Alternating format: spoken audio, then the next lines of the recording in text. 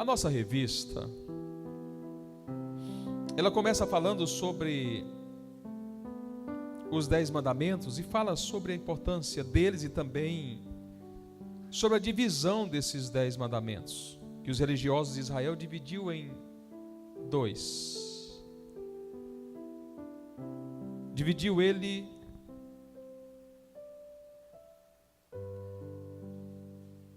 em 2 perspectivas: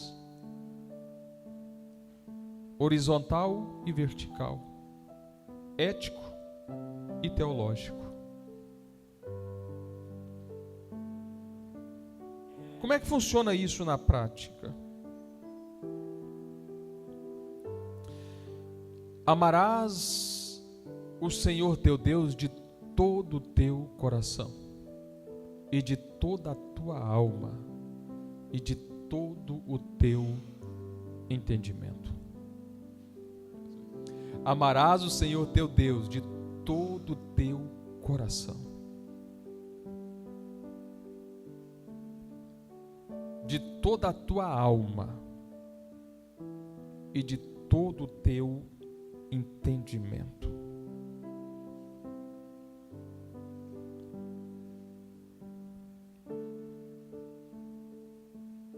O mandamento, ele é completo. Ele é completo. E o que o escritor propôs, que na verdade o escritor desta revista é o nosso bispo Samuel Ferreira. Ele está tentando mostrar para nós que a gente não precisa de muita coisa. A gente precisa de entender o simples e praticar. Veja bem, porque os 10 mandamentos, eles se resumem apenas nesse versículo. Pode passar o próximo. Este é o primeiro e grande mandamento. Próximo. O segundo, semelhante a este, é: amarás o teu próximo como a ti mesmo. Então perceba que a gente pode compreender essa parte inicial, nessa perspectiva do horizontal e o vertical, apenas nesses versos. Amarás ao Senhor teu Deus de todo o teu coração, de toda a tua alma, de todo o teu entendimento. Esse é o vertical. E amarás ao próximo como a ti mesmo. Esse é o horizontal. O apóstolo Paulo diz que contra o amor não há lei.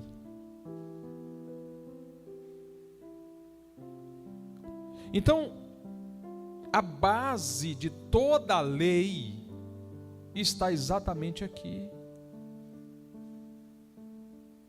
Quando eu compreendo que eu preciso amar a Deus de todo o meu coração, significa dizer que eu preciso fazer com que o meu coração seja apenas dele, na totalidade. E o mais interessante é que quando eu me proponho a isso, eu consigo ir lá para o tópico 3 da nossa lição, depois você vê em casa, na sua revista, que é exatamente a oportunidade que Deus me dá de viver uma vida plena. Como é que eu vou viver uma vida plena? Como que eu faço para viver uma vida plena? obedecendo a Deus em tudo. Sabe qual é o desejo de Deus para a vida de seus filhos? É que os seus filhos possam ser dependente dele 100%.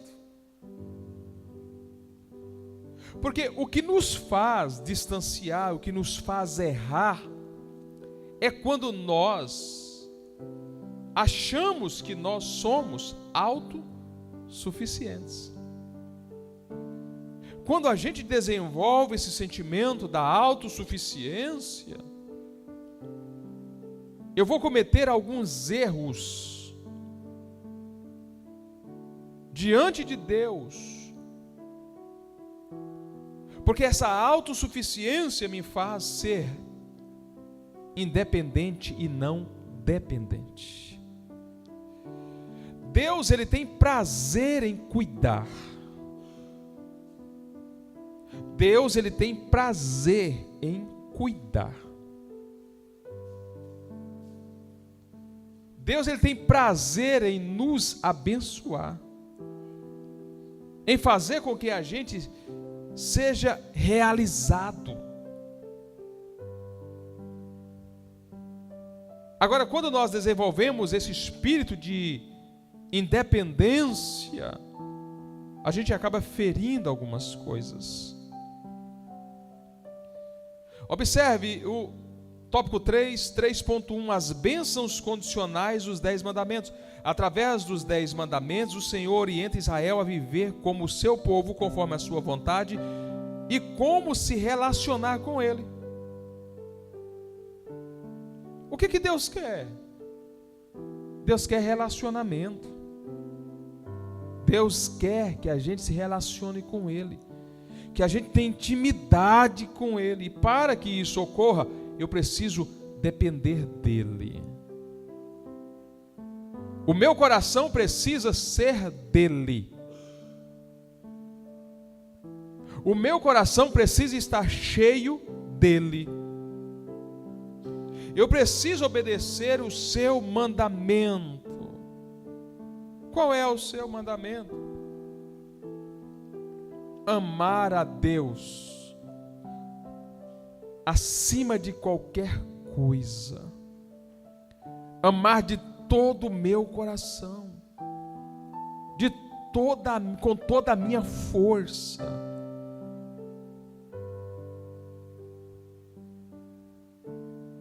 É isso que ele deseja que os seus filhos possam fazer. Porque na verdade, irmãos, a palavra de Deus ela é simples, é nós que a complicamos. Olha o quanto é simples. Verso 37. Amarás ao Senhor teu Deus de todo o teu coração, de toda a tua alma e de todo o teu pensamento. Não é simples isso? E quando ele diz amarás ao Senhor teu Deus, esse amar a Deus não é questão de sentimento, eu vou amar porque eu estou sentindo, não. Eu preciso desenvolver em mim algo por nome de gratidão. Ele está falando isso porque o povo acabou de ser tirado da terra do Egito. O povo estava oprimido. O povo estava sendo subjugado. Quando ele tira o povo da terra, depois você lê isso na revista, ele tira o povo da terra, leva o povo para o deserto, leva o povo para as bases do monte, e ali ele estabelece as leis.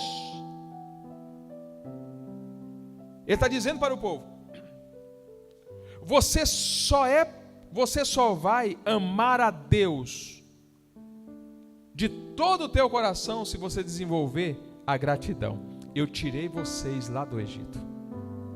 Se você não desenvolver a gratidão, você é incapaz de amar a Deus.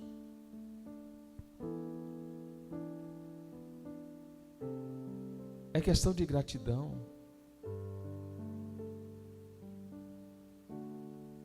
Onde é que você estava antes de Jesus te aceitar? Quem era você antes de conhecer a palavra? Quais foram os caminhos que você percorreu? Quem era você? Quem era eu? Nós éramos como trapo. Nós éramos imundos. O nosso corpo era morada de espíritos malignos.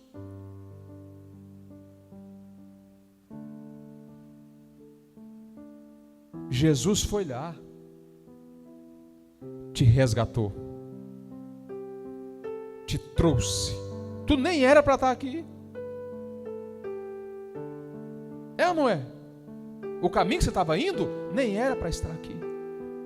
O Senhor da mesma forma, aquele camarada ali da mesma forma, eu, todos nós. Não era nem para a gente estar vivos. Olha o que ele fez? Foi lá, pegou você pela sua mão direita. Porque funciona assim: a graça dele nos cerca e a misericórdia nos arrasta. A graça dele te cobriu e a misericórdia te arrastou para perto dele.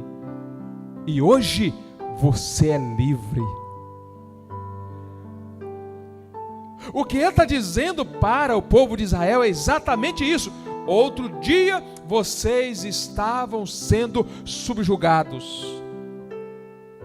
Os seus filhos eram decapitados. O Egito estava arrebentando com vocês. Eu tirei vocês da terra da escravidão, da terra da escassez. Coloquei vocês e vou colocar vocês em uma terra que mana leite e mel. Então, ame ao Senhor de todo o teu coração. Só é possível amar se tiver gratidão. Só é possível amar se tiver gratidão. Se você olhar para trás e ver de onde Deus te tirou. É por isso que um dia Jesus, ao curar um aleijado, ele diz: pegue a tua cama e vai. Por que Jesus não disse: largue a tua cama e some no mundo, rapaz, você está curado? Não, Jesus disse: pegue a tua cama e vai. Por que ele disse isso? Simplesmente para que aquele que foi curado, quando o nariz começasse a se empinar, ele teria que olhar para a cama e ver de onde Deus o tirou. Não é proibido você olhar para trás. Não é proibido você olhar para trás, para o seu passado. O quanto você estava perdido. O quanto você estava derrotado. O quanto o diabo estava brincando com você. Quando eu olho para trás, que vejo o meu estado de calamidade no passado, eu desenvolvo a gratidão e eu amo a Deus de todo o meu coração, de toda a minha alma e com todo o meu pensamento. É isso que ele está dizendo. É simples, não é complexo. Ele está dizendo exatamente isso para o povo de Israel e diz a nós. Agora, como é que eu faço para compreender isso? Quando ele diz no versículo 39, o segundo é: amarás o teu próximo como a ti mesmo. Agora vem cá, vamos pensar aqui. Você já viu Deus? Não? O senhor já viu Deus? Quem já viu Deus aqui? Ninguém. Mas o que a Bíblia diz em Gênesis capítulo 1, capítulo 2? Que Ele criou o homem à sua imagem, conforme a sua semelhança. O que Ele está dizendo aqui? Primeiro mandamento é: amarás o Senhor teu Deus de todo o teu coração, de toda a tua alma e com todo o teu entendimento. Ok. O segundo é: amarás o teu próximo como a ti mesmo. Ele está dizendo o seguinte: primeira coisa, quando eu olho para o Oséias, eu preciso de ver Deus em você. E porque eu vejo Deus em você, eu te amo.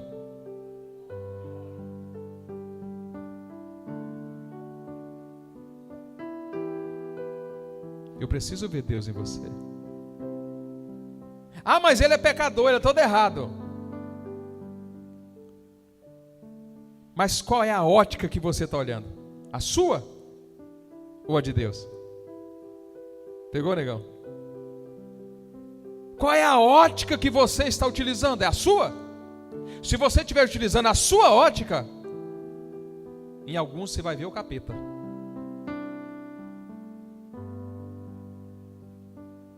Você não pode utilizar a sua ótica para olhar para o próximo. Você precisa utilizar a ótica de Deus. Se eu olho para o Oséias com um olhar espiritual, eu vou ver Deus nele e eu vou amar ele. O problema está na visão, na maneira em que nós estamos olhando para o próximo. Eu preciso enxergar Deus em você. E para eu enxergar Deus em você, eu não posso olhar as suas deficiências, porque se Ele, Deus, tivesse olhado para nós e baseado o projeto de salvação na nossa deficiência, nós estávamos perdidos. Eu olho para você pela ótica espiritual, por mais que eu veja que você não está de acordo, mas como eu olhei pela ótica espiritual, eu vejo o quê? Esperança. Vai mudar. Vai ser diferente, vai ser transformado, Deus vai fazer a obra. Por isso eu amo, por isso eu continuo amando. É assim que funciona. É exatamente dessa forma que ele está dizendo: amarás ao Senhor teu Deus pela gratidão que precisa ser gerada em você do lugar que Deus te tirou. Amarás ao próximo. Quando eu olho pela ótica de Deus, eu vejo Deus em você. Israel, muitos compreenderam isso, outros não compreenderam.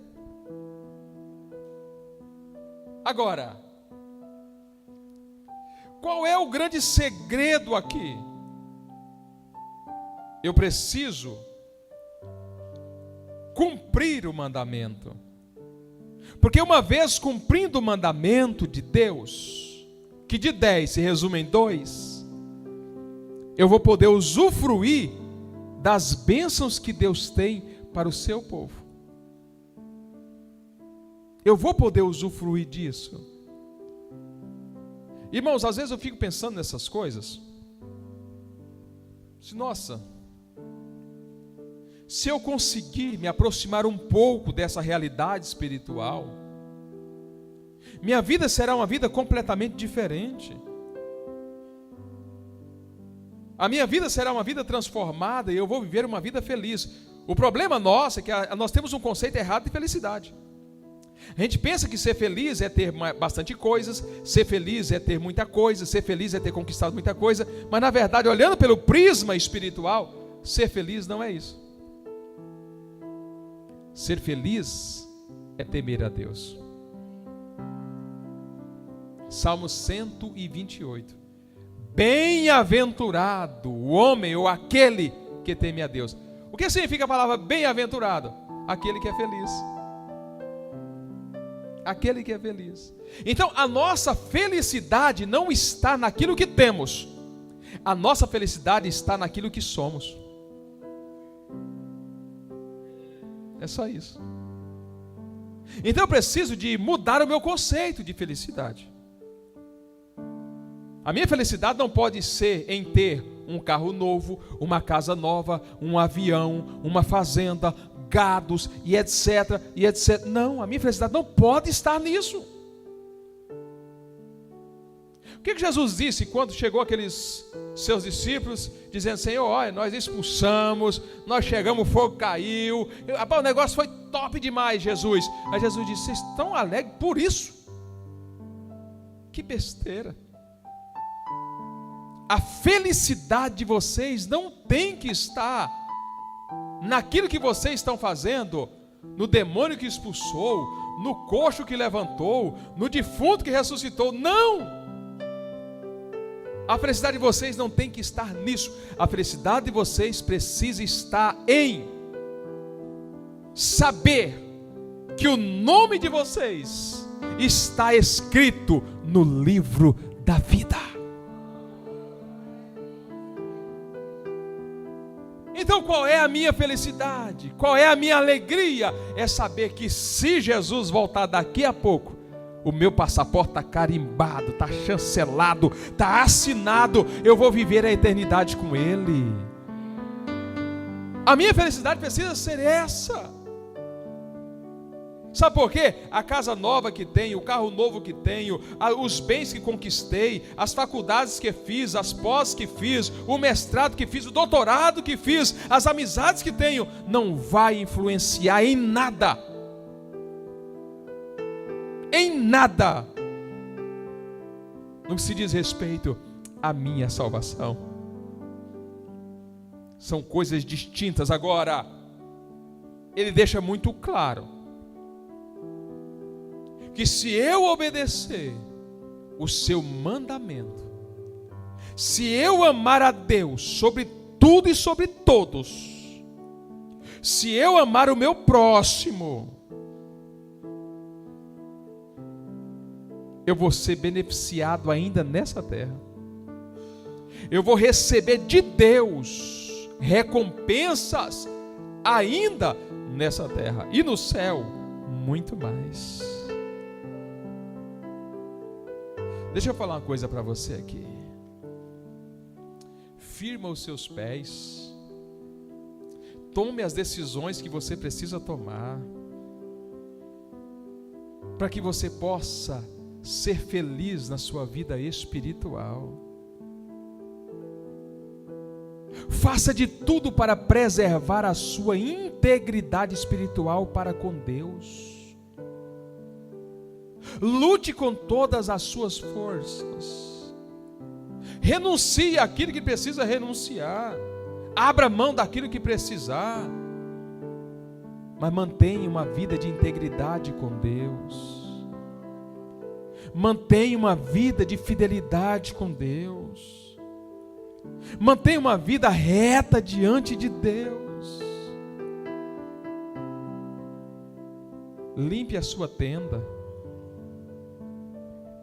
Tire esse esgoto da sua vida espiritual.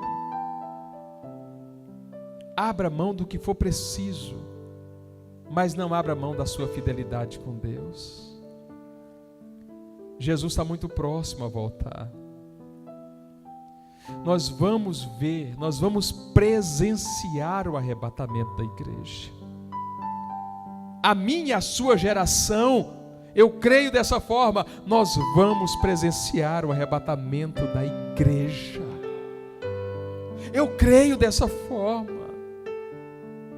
A esperança precisa estar em nós. Quem não se lembra da igreja primitiva? Atos 2, Atos 3, Atos 4, Atos 5, Atos 6, Atos 7. Olha o que aquela igreja fazia. A esperança estava tão acesa dentro deles, por causa de Jesus, por causa do arrebatamento, que as pessoas vendiam as suas propriedades, levavam aos pés dos apóstolos, para que eles pudessem ajudar os menos favorecidos, porque na cabeça deles Jesus ia voltar, o mundo ia terminar naqueles dias, e eu tenho convicção na minha alma, que Jesus cuidou de cada um deles, nenhum deles morreram de fome. Jesus cuidou deles. Leia Atos 1, 2, até o 7, até o 8, até o 9, quando o apóstolo Paulo encontra com Jesus. Leia Atos. Você vai ver o que aquela igreja fazia, o que aquele povo sentia, qual era o sentimento que havia neles. Eles tinham prazer de repartir o pão. Eles tinham prazer de anunciar Jesus. Porque tamanha era a esperança. Qual o tamanho da sua esperança para o arrebatamento da igreja? Quantas vezes hoje você pensou no céu? Quantas vezes no dia de hoje você falou com Jesus: como está a minha morada eterna? Pastor, não tive tempo, a minha vida estava muito atarefada, muitos problemas, resolvendo muitas coisas, eu não tive tempo de pensar. A gente precisa parar para pensar nas coisas espirituais. O mundo espiritual é mais real do que o mundo físico. Isso não significa que nós temos que parar e viver aí de boca aberta. Não é isso. Nós temos que continuar trabalhando e fazendo aquilo que precisamos. Mas nós não podemos deixar de priorizar a nossa vida espiritual.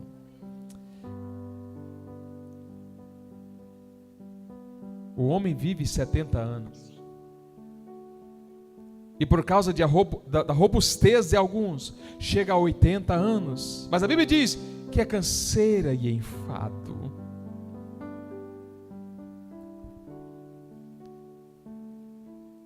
Eu já falei isso aqui na igreja e finalizo falando isso aqui para vocês. O senhor tem quantos anos, pastor Domingos? Então você vai ter só mais 10, companheiro. Ah, é duro falar isso? E o senhor que já tem 70? Já está no limite. Você não parou para pensar nisso? Nessa contagem regressiva da sua vida?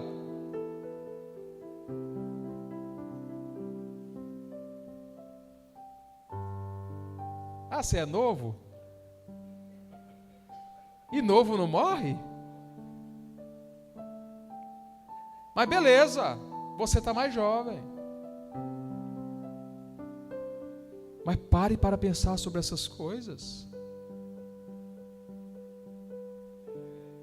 Se a gente for viver os 70 anos que a Bíblia orienta, então isso aqui só tem mais 10 anos. Para que essa agonia toda? Para que ficar com essa correria toda, para baixo e para cima? Para deixar herança para filho brigar? Ou sua família é diferente da minha? É, irmão. Herança só serve uma coisa: confusão. Confusão.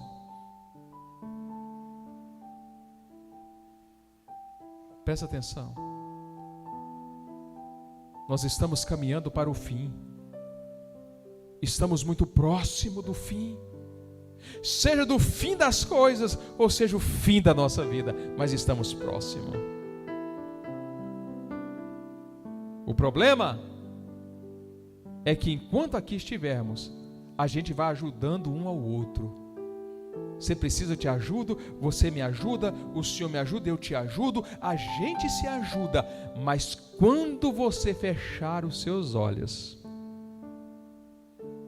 dali para frente, é você sozinho.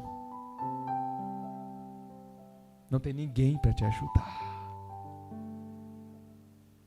Se você estiver preparado, quando a sua alma sair do corpo, vai ter alguém ali para pegar na sua mão e passar você pelo vale da sombra da morte. Você sabia que tem um vale da sombra da morte que está bem aí em cima? Um dia ainda eu vou falar sobre isso aqui. Não adianta não, irmã Cidelva. Vai ter que passar pelo vale da sombra da morte. E você vai passar depois que você morre. É depois que a gente morre que vai passar pelo vale da sombra da morte. É por isso que o apóstolo Paulo diz em Efésios que o Espírito Santo é aquele que nos sela. Só uma pinceladazinha para você. Quando você chegar no vale da sombra da morte, você que for na frente, ou eu que for na frente, irmão, você vai ter que provar e mostrar o selo. Se você tiver selado com o selo do Espírito Santo, você vai passar pelo vale da sombra da morte. E vai chegar do outro lado. E do outro lado o paraíso te espera. Agora, se você não tiver o selo, deixa eu conjecturar aqui para a gente finalizar. Se você é fiel e o seu nome está escrito no livro da vida, quando você fechar as janelas da alma, que é os seus olhos, vai ter aqui alguém, um anjo ou o próprio Espírito de Deus, vai pegar na sua mão direita e vai levar você para o seu lugar de destino. Mas se você não estiver com o selo e não tiver com o seu nome escrito no livro da vida, vai ter alguém do mesmo jeito, do outro lado, te pegando pela mão esquerda. Só que não sobe, desce. Quem tem o nome escrito no livro da vida, ao fechar os olhos da alma, sobe. Quem não tem, desce.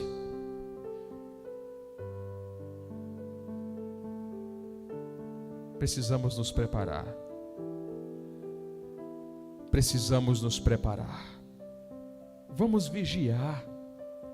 Vamos ter prudência. Vamos observar a lei. Vamos dar importância para essas coisas. Não vamos deixar as coisas para amanhã. As decisões que você precisa tomar, tome ela hoje. Resolva as pendências hoje. Resolva as pendências. Tira o orgulho do trono, coloca Jesus lá e você vai ver a diferença que vai ter na sua vida. As mudanças que vai acontecer na sua vida. Isso é para a glória do nome de Jesus. Feche os seus olhos. Coloca a mão no seu coração. Querido Deus, é no nome de Jesus Cristo que nós oramos neste momento. Agradecemos a Ti, ó Deus, por Tua presença, por Tua paz, por Teu amor e por Tua misericórdia. Querido Jesus, nos ensina a olhar para trás e ver de onde o Senhor nos tirou, os livramentos que o Senhor nos deu. Ó Deus, o Senhor nos tirou do charco de lodo. Nós andávamos errantes como ovelhas que não tinham pastor. O nosso coração estava contaminado, ó Deus, com o pecado. Mas o Senhor nos tirou de lá, o Senhor nos trouxe para a luz. E isso precisa gerar em nós gratidão, ó Deus, para desenvolver o amor a Ti. Nos ensina a Te amar, Jesus. Querido Jesus, nos ensina a olhar para o próximo pela ótica espiritual e não pela ótica física. Se eu olhar pela ótica espiritual, eu vou ver o Senhor naquela pessoa. Mas se eu olhar pela ótica humana, ó Deus, eu vou ver aquilo que não Te agrada. Senhor, nos ajuda a ser fiel. Abençoe a nossa vida, abençoe, ó Deus, as nossas decisões. Nos ajuda a ser fiel a Ti, Senhor. Abençoe a nossa vida espiritual, nos ensina a ser fiel a Ti. Precisamos tomar as decisões, Pai, para a glória do Teu nome. É o que nós Te pedimos, Pai, no nome de Jesus Cristo, no nome de Jesus. Amém e amém. Graças a Deus.